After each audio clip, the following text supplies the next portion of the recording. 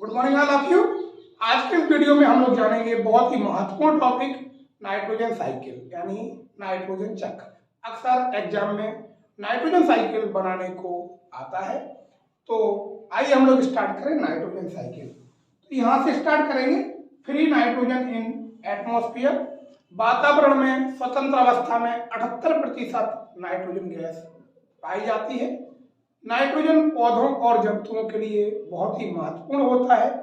इसका उपयोग प्रोटीन के निर्माण में, एंजाइम्स के निर्माण में, नाइट्रोजनस बेस इत्यादि के निर्माण में किया जाता है। बहुत ही महत्वपूर्ण होने के बावजूद और वातावरण में 78% होने के बावजूद भी सभी पौधे इसको सीधे वातावरण से नहीं ले पाते हैं। कुछ ही पौधे इसको वातावरण से ले पाते हैं जिनकी जड़ों में नाइट्रोजन फिक्सिंग बैक्टीरिया पाए जाते हैं। नाइट्रोजन फिक्सिंग बैक्टीरिया और ब्लू ग्रीन एल्गी, नीले हरे शैवाल जो होते हैं, वो इस वातावरण की नाइट्रोजन को सीधे लेने की क्षमता रखते हैं और वो इस नाइट्रोजन से पहले अमोनिया और फिर अमीनो एसिड का निर्माण करते हैं, जो कि प्रोटीन के निर्माण के लिए आवश्यक होता है। तो प्लांट्स में पहुंच जाती है जिनकी जड़ों में नाइट्रोजन फिक्सिंग बैक्टीरिया पाए जाते हैं। ऐसे प्लांट्स वातावरण की नाइट्रोजन को सीधे ले पाते हैं। फिर सभी प्लांट्स में कैसे पहुंचे?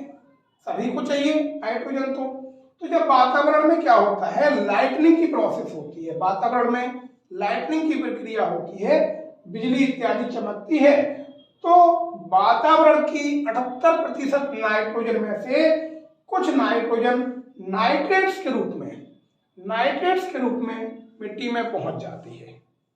मिट्टी से पौधे जल एवं खनिज लवणों को अवशोषित करते हैं। तो जल एवं खनिज लवणों के साथ क्या होता है, नाइट्रेट्स भी पौधों में पहुंच जाती है बाय एब्जॉर्प्शन, अवशोषण के द्वारा।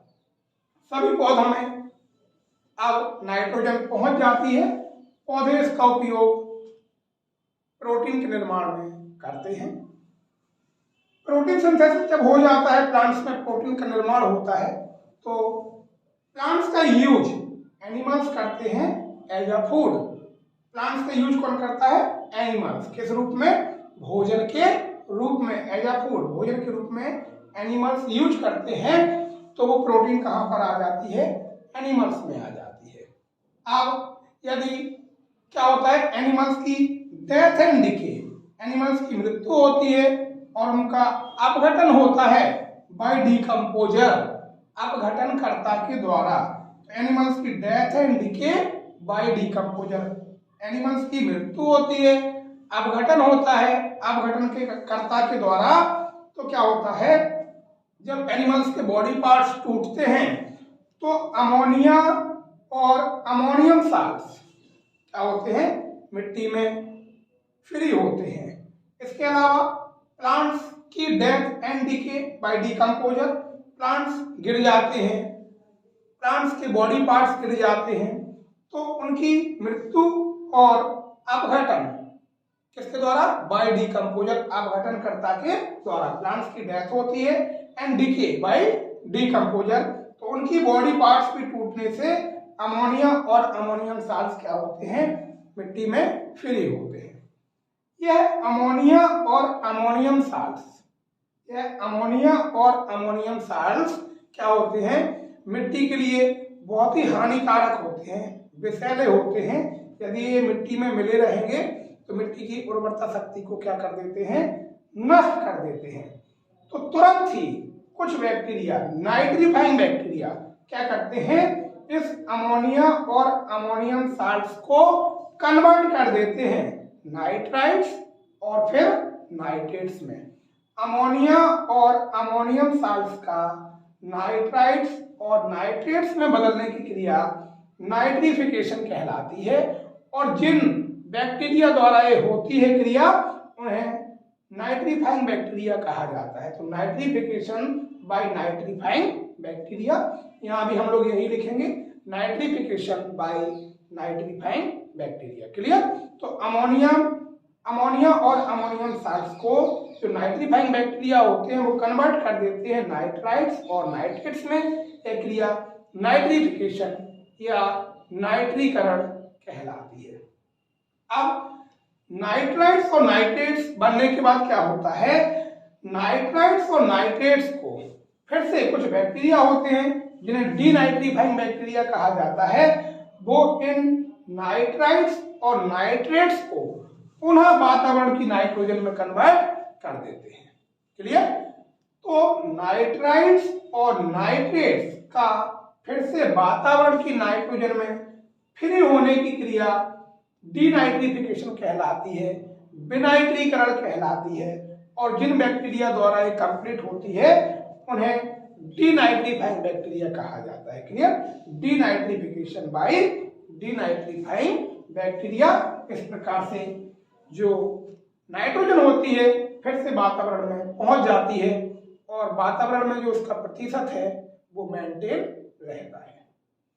अब आप देखेंगे इस पूरे के पूरे साइकिल में, ये जो साइकिल है नाइट्रोजन चक्र है, इसके 4 स्टेप्स होते हैं।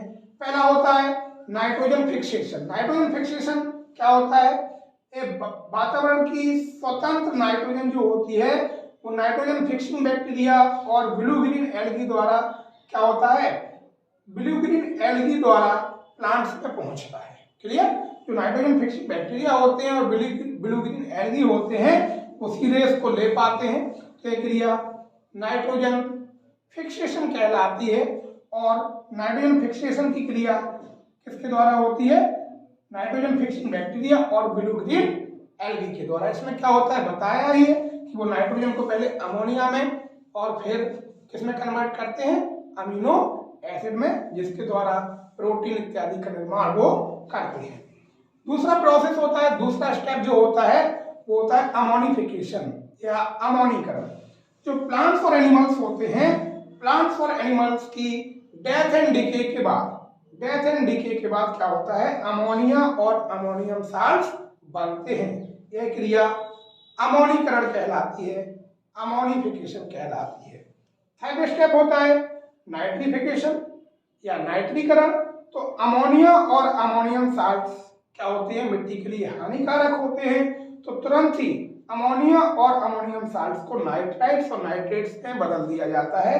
अमोनिया और अमोनियम साल्ट्स का नाइट्राइट्स और नाइट्रेट्स में बदलने की क्रिया नाइट्रिफिकेशन कहलाती है। चौथा स्टेप डीनाइट्रिफिकेशन या विनाइट्रीकरण।